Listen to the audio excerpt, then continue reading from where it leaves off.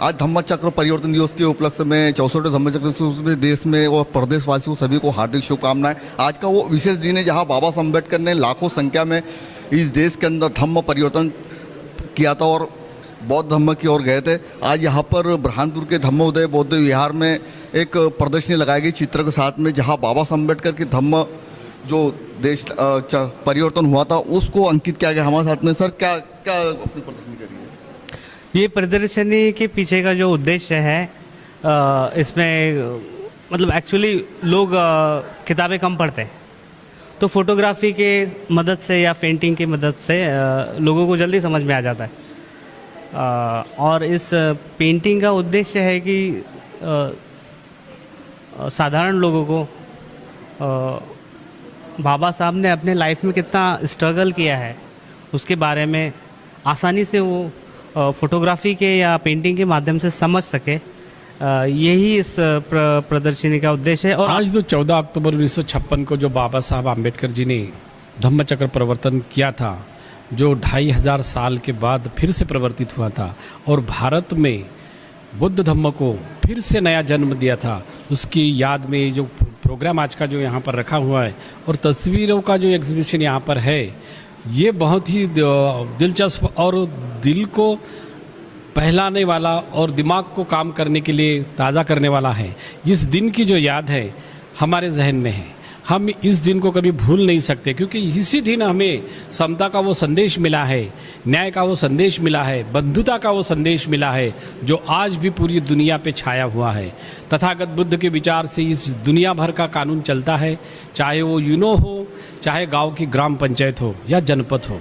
हर एक महकमे का और हर एक प्रशासन और शासन के तरीके का काम जो चलता है वो धम्म के विचारधारा से ही चलता है, और दुनिया के यूनो का जो कानून चलता है वो भी धम्म की विचारधारा से ही चलता है। इसीलिए बुद्ध है तो युद्ध नहीं है, बुद्ध है तो सर्वत्र शांति है।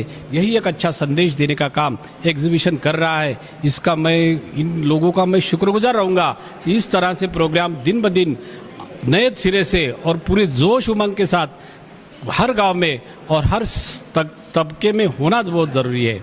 स्कूलों में बच्चों को ये बात सिखाना बहुत ज़रूरी है। अभी अभी हमारे कोसोदे साहब ने बताया कि भाई लोगों को पढ़ने में ज़्यादा तकलीफ सी महसूस होती है, मगर ये रंगों की भाषा ऐसी होती है जो दिल के आर पार, दिमाग के आर पार चली जाती है और बड़े ही सीधे से लोगों की समझ में आ जाता है। और इन चित्रों से, इन फोटो से ऐसे लगता है कि बाबा साहब ने अपनी पूरी जीवनी में किस तरह से संघर्ष किया है और किस तरह से इस समाज को बनाने के लिए अपनी ज़िंदगी को आयाम दिया है और अपने बच्चों को, अपनी पीढ़ी को नज़रअंदाज करते हुए, उनकी और ध्यान ना देते हुए पूरे समाज को एक नया सिरा और नया आयाम और नई पहचान देने के लिए बाबा साहब ने अपने 4 बच्चों का बलिदान देके इस समाज को खड़ा किया है। हमारे समाज बांधवों ने और इस देश के हर एक नागरिक ने इसकी जानकारी रखना चाहिए। 395 जो अनुच्छेद है भारतीय संविधान के, वो हर एक इंसान को जीने का सलीका सिखाते, जीने का तरीका सिखाते, भाईचारे का सलीका सिखाते और जीने की उमंग भी पैदा करते हैं।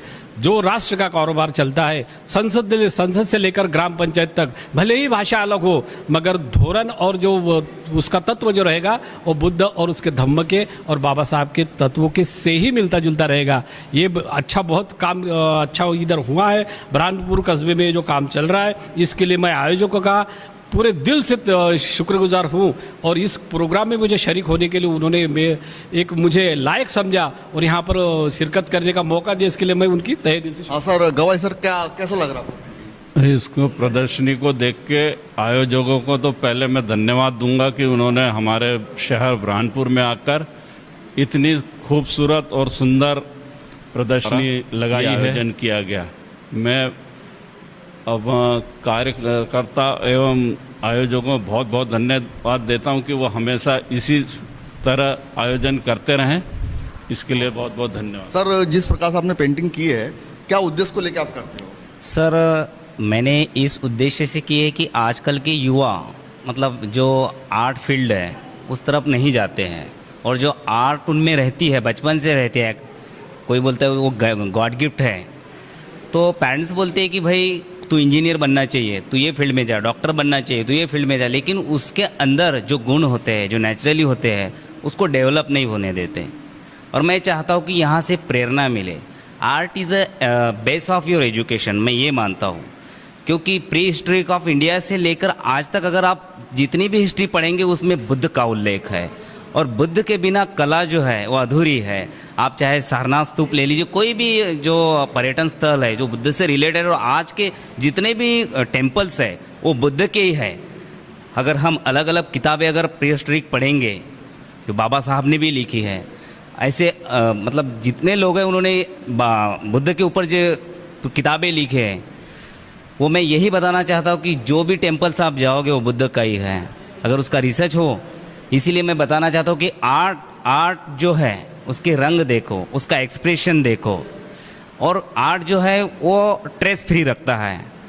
आर्ट के साथ जो जीता है उसको बीपी का प्रॉब्लम नहीं, शुगर का प्रॉब्लम है, वो अपनी दुनिया में रहता है, रंगों के साथ एंजॉय करता है। बस मैं यही कहना चाहता हूँ कि ज़्यादा से ज़्यादा आर्ट फील्ड में आप अपना करियर बनाएं। क्या कहना चाहोगे? सर मैं ये कहना चाहूँगा, अभी मैं मुंबई पुलिस में काम करता हूँ। अभी लॉकडाउन के टाइम में ये कोविड-19 के हमारा ड्यूटी वगैरह सब बिजी शेड्यूल रहता था। थोड़ा बहुत जो टाइम मिल रहा था उसमें हम बाबा साहब अम्बेडकर जी और बुद्ध जी की प्रतिमा पेंटिंग्स वगैरह हमने किया है। इसका कारण ये है कि समाज में जागरूक और समाज के लोगों को स्फूर्ति और समाज का काम करने के लिए हमने थोड़ा सा पेंटिंग्स के माध्यम से जागरूक किया है। यही हमारा उद्देश्य है। तायड़े, और ये एग्जीबिशन हमने ही रखा है, और ये एग्जीबिशन रखने का उद्देश्य हमारा ऐसा था कि जैसे आजकल की जो युवा पीढ़ी है, मतलब जो आजकल की जनरेशन है, वो आजकल ये भी नहीं जानती कि मतलब कब से ही हो गया था। ये पेंटिंग के बारे में क्या कहना चाहोगे? पेंटिंग तो बहुत अच्छी है। बहुत बहुत आज बुरहानपुर के धम्मोदय बौद्ध विहार में यहाँ पर प्रदर्शनी लगाई गई, क्योंकि आज एक विशेष दिन है। विशेष दिन के अवसर में क्योंकि बाबा साहब अम्बेडकर 14 अक्टूबर 1956 को नागपुर के बौद्ध दीक्षा भूमि पर लाखों संख्या में धम्म परिवर्तन किया था। आज उसी को उजागर करते हुए यहाँ प्रदर्शनी लगाई गई। मैं बुरहानपुर से अनिल सोले, कैमरामैन सुरेन वानखेड़े के साथ में।